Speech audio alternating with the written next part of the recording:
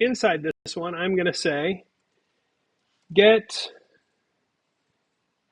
base and height from user, and then calculate triangle area, and then I'm going to print the results. That's all under the triangle. Notice here that I'm making it easy on myself. Things that go inside here, I'm indenting. So I'm trying to stay organized and trying to kind of envision what my program is going to look like. Now for the rectangle, it's the same thing. I'm going to get length and width, and then I'm going to calculate rectangle area, and then I'm going to print the results.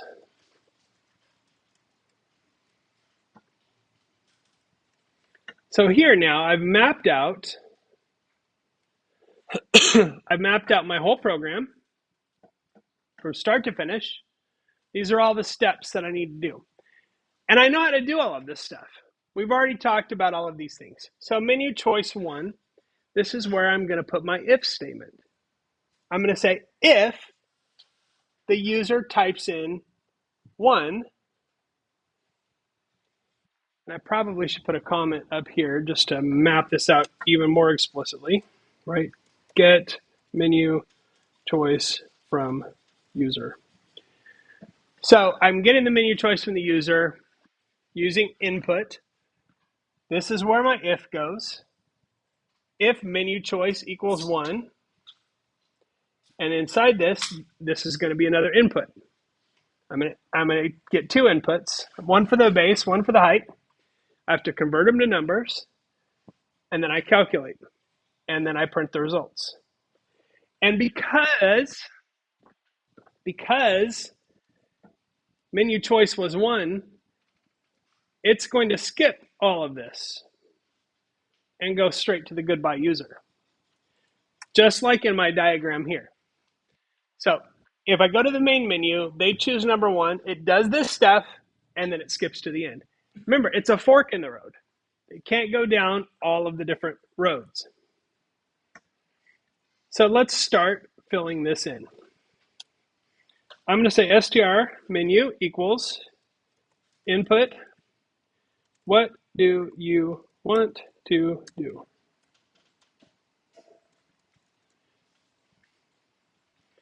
And once again, I might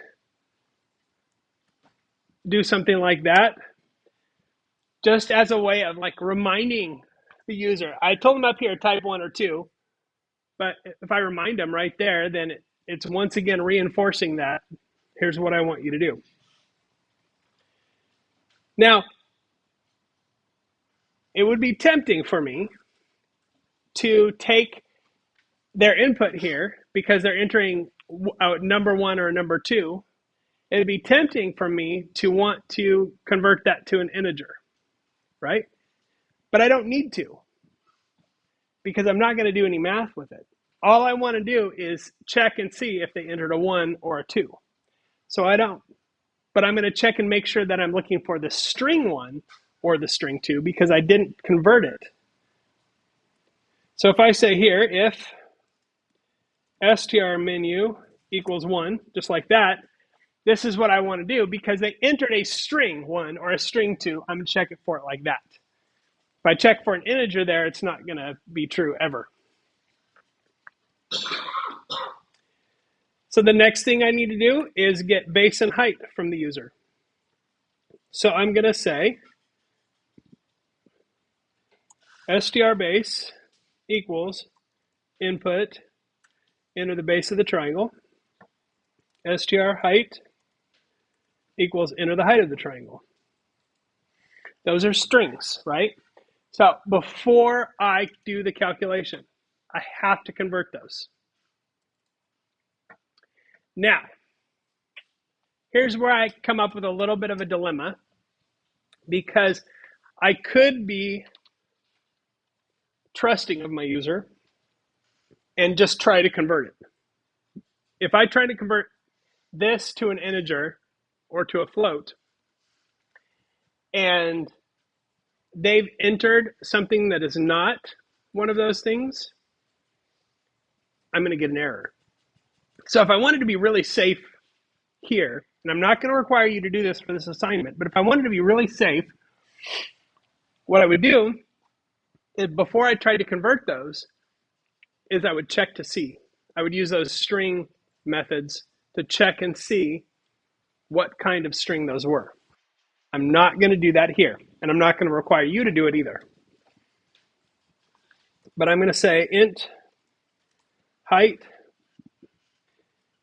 equals int str height inside as an argument, and int base.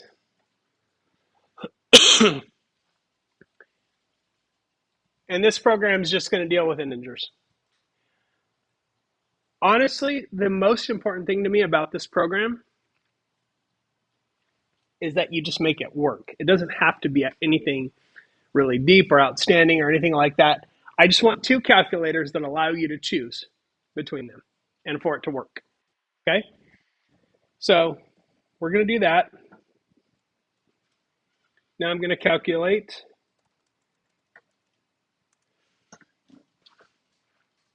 And then I'm going to print, and I'm going to use an F string. The area of the triangle is int area. So this should look really familiar to you, this part right here, because it's literally the last assignment that you just did. Now you may be asking me, can I copy and paste that part from my last assignment? Sure, you can copy and paste that part from your last assignment, as long as it's working. But then you're going to have to come up with your second calculator here. Now, can I test this? The answer is yes. There's no errors in my code. So if I run this, and I choose 1, enter the base of the triangle, 10, 2. Now the area of the triangle is not 20, it's actually 10 because it should be 1/2 base times height, but I didn't have the right formula in there.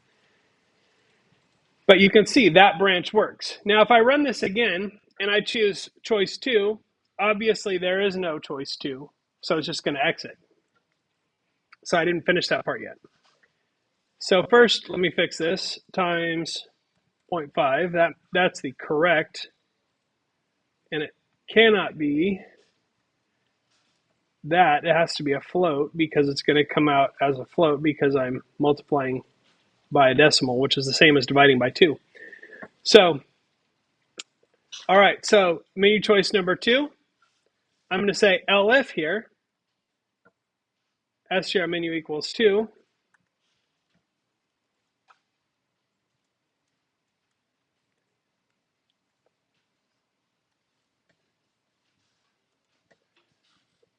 I'm going to stick with my own vernacular here, length, str height, height of the rectangle.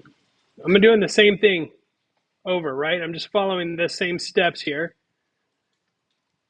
I'm going to convert these, int length, int height. Okay, calculate the area, height, and int length, and not times 0.5 because it's a rectangle. And then I print the results. Print, the area of the rectangle is blah, blah, blah. Okay, any other menu choice? So if they choose 1, they get the triangle. If they choose 2, they get the rectangle. If they choose anything else, so in other words, otherwise, I'm just going to say invalid input. And then I'm going to say, well, here, let me put this up here because that's going to bug me. There we go. I'll print, thank you for using my calculator, which they'll get that no matter what, right?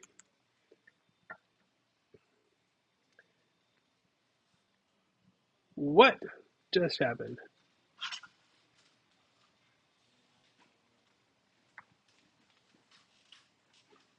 Pyramid? Okay, what do I do? That was crazy. Stop. Current file.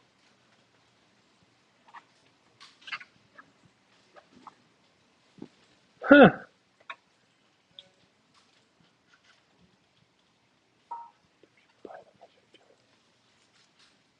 That is a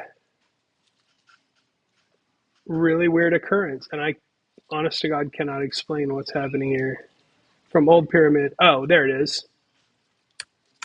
Huh. The AI, which is always very helpful, decided that I needed to import an old program that I was using and run that. So let's fix this. There it is. Good Lord, I thought my computer was possessed for a second. Yeah, thank you. Thank you. I can run my own programs after 27 years of teaching. Okay, so let's do the rectangle this time. Length of the rectangle, 12, 17. Okay, 204, and then it says, thanks for using my calculator. Now let's run it, and let's choose choice number 3, the third calculator. Wait a minute, that's invalid input. Okay, so notice it does the same thing. It goes through, gives you the error, and it says, thank you for using my calculator, no matter what you choose, because that's the unindented line down at the very end. Okay, so all the way down here, it's going to print that no matter what, because it's all the way to the left-hand side, which means it's on that main level of the program. So we have if, we have elif, and we have else. And inside those, we just have our regular old simple calculator programs. We got a nice user interface and a menu to choose from. This is not super complicated, but it is much longer, right? It's twice as long as the last program you made it. But if you take your time, you plan it out the way I was showing you with comments, it'll help you keep from getting sort of lost in the length of the code.